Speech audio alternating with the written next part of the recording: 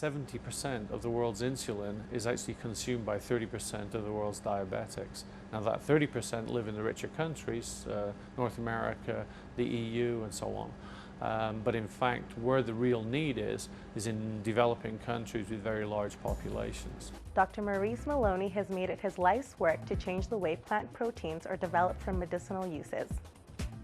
After being educated in England, Dr. Maloney moved to Canada and began research on oilseeds. In 1987, he joined the University of Calgary's Department of Biological Sciences.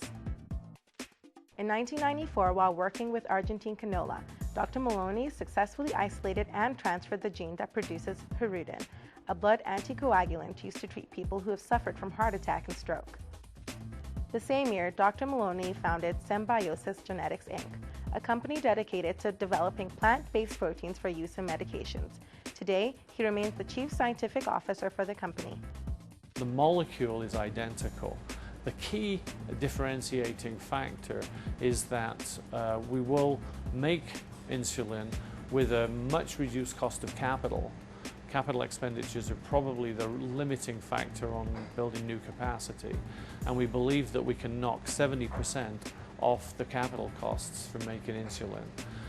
In addition, the operational costs that lead to a cost of goods will also be reduced substantially, probably by 40%.